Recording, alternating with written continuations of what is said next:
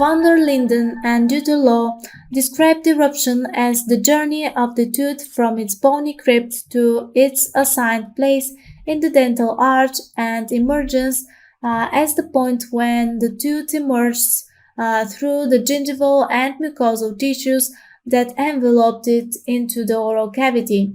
As a general rule, a tooth begins eruption when one-third of its root is formed. Whenever clinical examination reveals that a tooth is late in erupting, practitioners should estimate the time and probability of eruption through radiographic assessment before preparing a therapeutic plan that might include extraction of its primary predecessor or surgical exposure. Clinicians should be careful not to confuse chronologic age with dental age. It takes about 3 years for a tooth's apex to close after it has emerged into the arch. By examining dental roots in panoramic radiographs, clinicians can compare the dental age of the patient with the chronologic age. However, in children younger than 9 years, clinicians must base their estimations on root formation because no apical closure of permanent teeth will have occurred.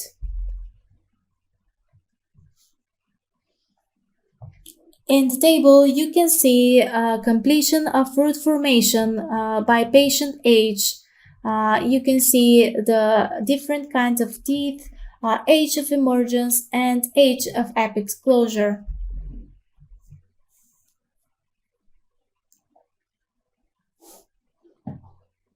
Orthodontists can use these data to evaluate the dental age of the patient with problems of tooth eruption and decide whether to monitor progress or initiate prophylactic treatment. Three situations are possible.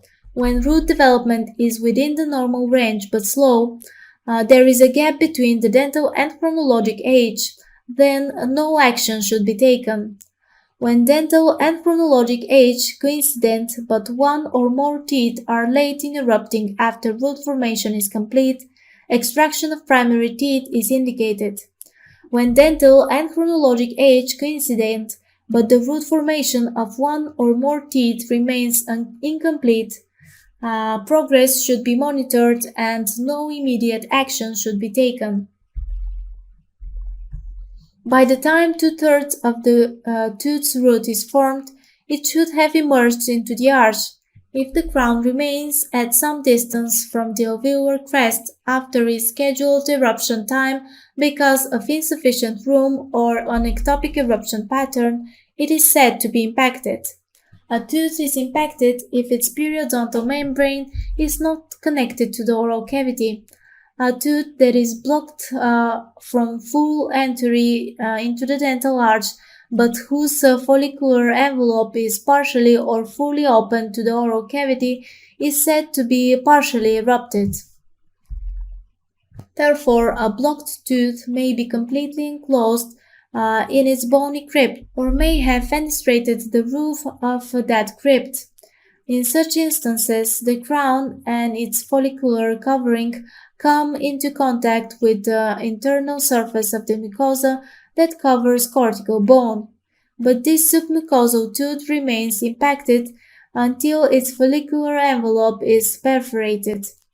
The many authors who have recorded the frequency, prevalence, and percentage of impacted teeth agree that third molars, especially in the mandible, have the most problems erupting. Usually, practitioners solve these difficulties by removing third molar buds or the mature teeth. Other impacted teeth are usually preserved, especially the incisors and canines, because of their importance to aesthetics, occlusal function, and proper alveolar growth. When a tooth's eruption is interrupted, the walls of its follicle usually thicken.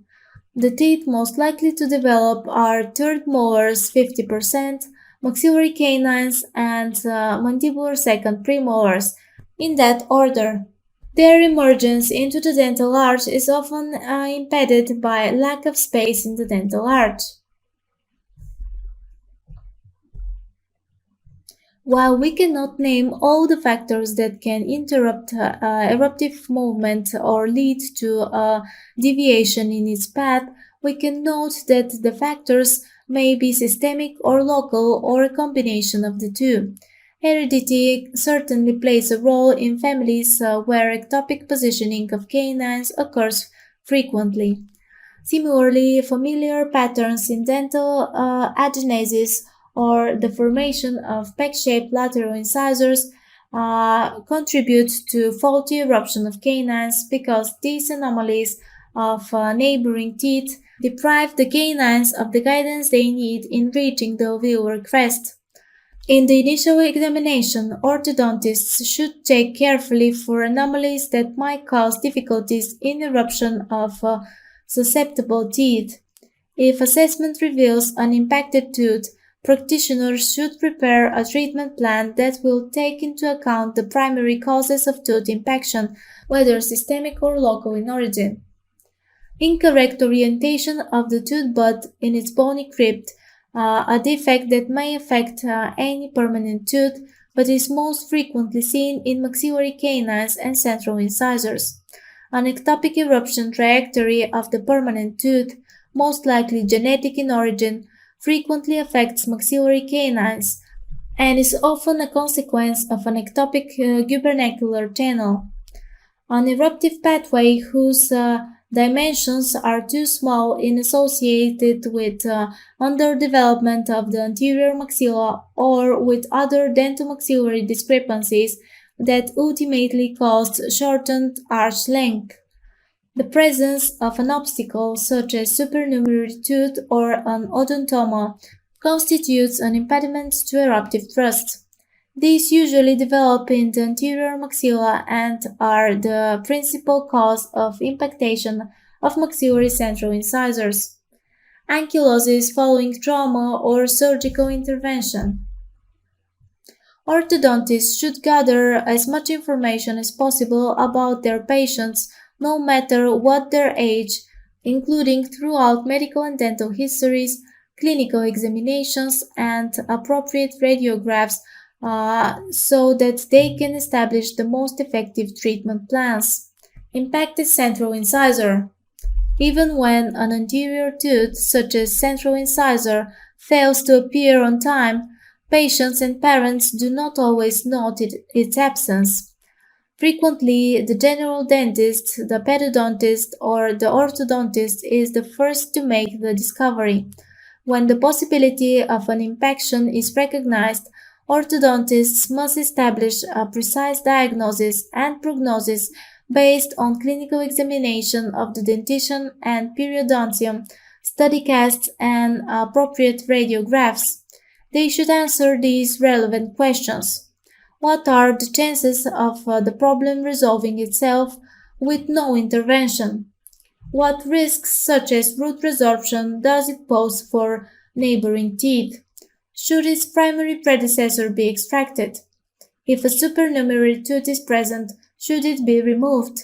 Should the anterior maxilla be expanded? Will the tooth need surgical and orthodontic assistance to emerge into the arch?